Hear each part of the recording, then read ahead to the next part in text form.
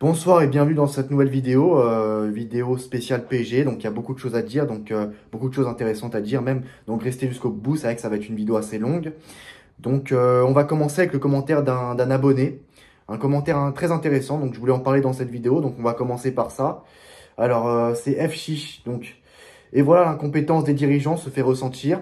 Déjà rien que quand tu vois des 90 millions d'euros qui sont posés sur Geladal, alias Kolo Muani, 60 millions d'euros pour Doué, alors qu'ils en valent la moitié, bah voilà quoi. Ils ont vendu Danilo. Bon, après Danilo, en tant qu'observateur de football, j'ai jamais réussi, ça m'a jamais réussi ce jour-là. Après voilà, c'est vrai que c'est un soldat, c'est un genre, il est gentil, il était sympathique, très souriant, il prenait pas de place dans le vestiaire, mais voilà, j'ai jamais réussi avec ce jour-là, ça m'a jamais accroché, il m'a jamais accroché, voilà. Ugarte, Mukele qui auraient pu servir dans cet effectif très restreint.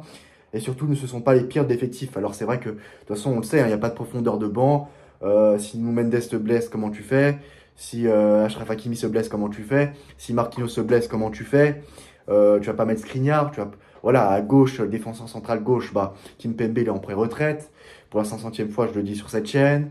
Ça fait des mois que je le dis. Lucas Hernandez, toujours des blessures graves, même si quand il joue, il est performant, assez performant.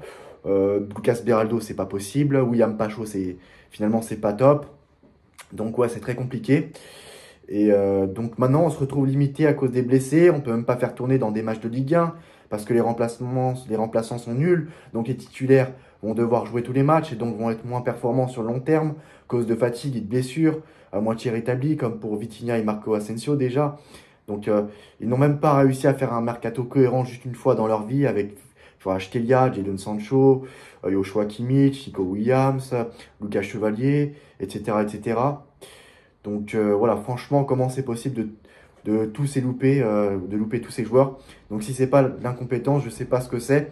Et je rappelle aussi qu'on parle d'un club qui, même en ayant déboursé des millions, en ayant les meilleurs joueurs du monde, a réussi à rien faire. En bref, je n'attends plus rien de cette saison, ni la Coupe de France, ni la Ligue 1, ni les 16e de finale de Ligue des Champions.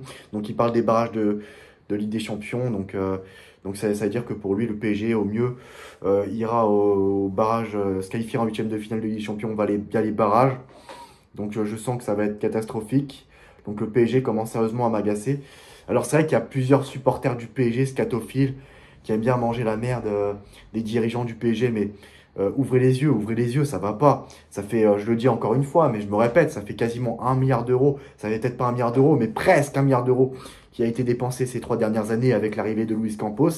C'est de pire en pire, les entraîneurs s'enchaînent, les joueurs s'enchaînent, les saisons s'enchaînent, et il n'y a rien qui va. Donc c'est un commentaire très intéressant. Donc c'est un supporter du PSG très intelligent.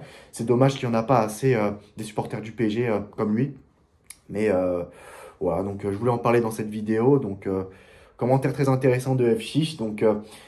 C'est vrai que en 2023, quand le PSG s'est séparé de Christophe Galtier, l'entraîneur que je voulais voir au PSG, c'était Juan Nagelsmann. À mon avis, Juan Nagelsmann allait être plus PSG compatible avec des jeunes joueurs. Il sait comment jouer avec les jeunes. À mon avis, il aurait été plus compatible avec ce nouveau projet, ce projet des jeunes joueurs et tout. Enfin, c'est l'entraîneur que je voulais voir au PSG plutôt que Luis Enrique, parce que Luis Enrique, finalement, en plus, ça, il est en fin de contrat en 2025. Donc, ça veut dire que là, il peut se barrer en fin de saison libre, hein, parce que ça parle de prolongation de contrat, prolongation de contrat. Mais il se passe rien au final, il y a rien. Il peut très bien se barrer libre à la fin de la saison. C'est ça. Et Luis Enrique, finalement, qu'est-ce qu'il a fait avec la sélection espagnole? Possession stérile, il s'est fait éliminer au tir au but contre le Maroc en 8e de finale de Coupe du Monde 2022. Il a réussi à aller jusqu'en finale de Ligue des Nations. Contre la France, il a perdu, d'accord. Voilà, c'était pas terrible, c'était pas terrible. Il a rien gagné avec la sélection espagnole. Alors pour moi, la Ligue des Nations, ça compte pas forcément vraiment pour du beurre, parce que quand même, ça donne le ton sur les compétitions internationales pour moi. Car quand même, quand tu vois que quand même l'Espagne a gagné la Ligue des Nations en 2023, l'Espagne de Luis de la Fuente, et un an plus tard, il a gagné l'Euro. C'est pas vraiment une compétition qui compte pour du beurre, pour moi, la Ligue des Nations. Ça donne le ton pour les compétitions internationales, pour moi. Les compétitions internationaux avec l'Euro, la Coupe du Monde. Et on l'a vu avec Luis de la Fuente. Donc, Luis de la Fuente a réussi à faire ce que Luis Enrique n'a pas réussi à faire avec sa sélection, avec la sélection espagnole. Voilà. Donc après, c'est vrai que je n'arrive pas à comprendre. Au PSG, les joueurs qui ont été recrutés, ne sont pas des joueurs Luis Enrique compatibles. C'est pas non plus des joueurs qui respirent son football. Luis Enrique, voilà, vous savez très bien. Pour lui, c'est très important des milieux de terrain, des joueurs techniques, voilà, des joueurs voilà, qui pressent, qui mettent de l'intensité, des joueurs qui font des efforts, qui jouent. Voilà, la star, c'est lui, c'est pas les joueurs. Donc, pas d'ego. Voilà, l'ego, bah, le seul ego, c'est lui, forcément. Donc, voilà, comme je viens de le dire. Donc, c'est ça. Et là, il y a pas beaucoup de joueurs qui sont Luis Enrique compatibles. Donc, pourtant, ça fait 2 mercatos d'été que Luis Enrique est là. Un mercato d'été où lui a donné le ton, quoi. En 2023, ça comptait pas parce que c'est vrai qu'il y a des joueurs qui ont été recrutés par le PSG en 2023, c'était avant son arrivée. Là, cette année, il était là. Il était là. Et je comprends pas le recrutement. Je comprends pas du tout. Et je ne suis pas le seul, bien sûr.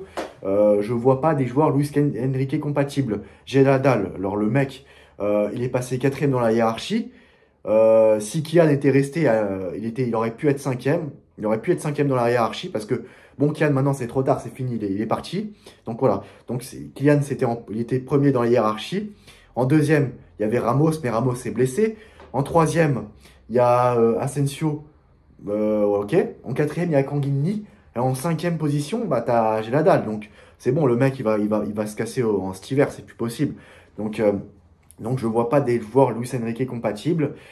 C'était pareil, Luis Enrique, il gonflait les pecs contre Kylian, qui était en fin de contrat. Alors c'était facile de faire ça quand il était en fin de contrat. Mais s'il lui restait 2 ans de contrat, 2 ans de contrat ou 3 ans de contrat, enfin peu importe, il n'aurait jamais fait ça. Pour moi, j'en suis sûr et certain qu'il n'aurait jamais fait ça. Donc voilà, donc il n'aurait jamais fait ça. Et en plus de ça, même en étant en fin de contrat, le mec n'a pas réussi à le mettre sur le banc tout le restant de la saison. Ça a été compliqué. Il aura fait la misère là avec l'histoire de Monaco, les tribunes et tout. Même comme ça, c'était très compliqué.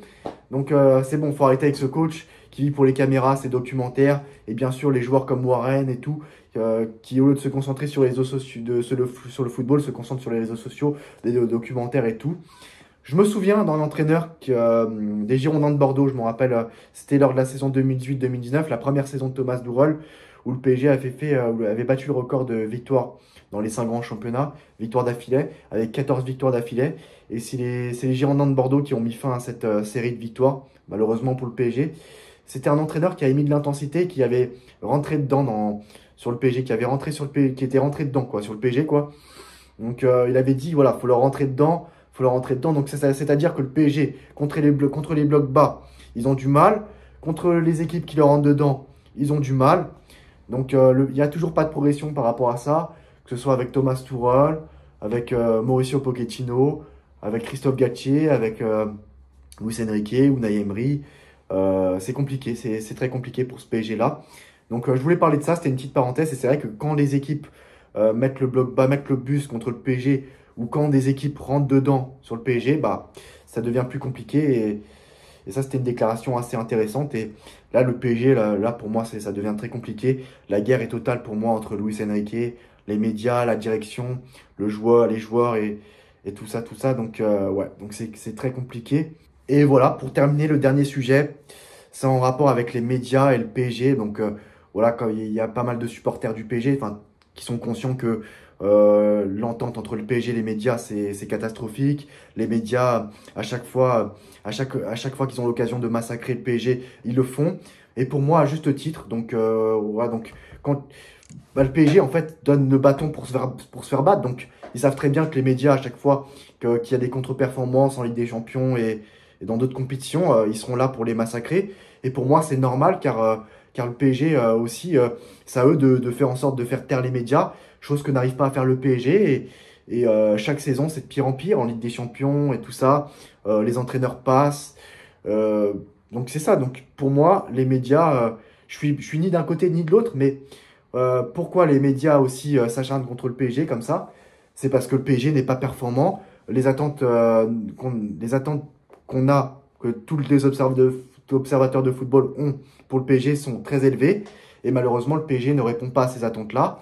Et donc c'est ça. Donc pour moi, les médias ont raison de s'acharner sur le PSG. Donc je donne raison aux médias. Attention, je ne suis pas dans leur camp. Je suis ni de... Voilà, comme j'ai dit plus tôt, Je suis ni dans d'un camp ni du camp du PSG, ni du camp des journalistes. Donc, mais c'est vrai que pour moi, les médias ont raison. Le PSG, chaque année, c'est de pire en pire en Ligue des Champions. Les remontadas, les désillusions et tout. C'est les scénarios cauchemardesques. C'est de pire en pire. Et pour moi, les médias ont raison de fracasser le PSG. Donc, c'est au PSG de faire fermer la bouche aux médias. Et c'est pas demain qu'on verra ça. C'est pas demain qu'on verra ça. Donc, voilà, c'est tout. Donc, n'hésitez pas à donner vos avis en commentaire, à liker, à partager et bien sûr à vous abonner. On se retrouve très prochainement pour une nouvelle vidéo. À très bientôt. Ciao.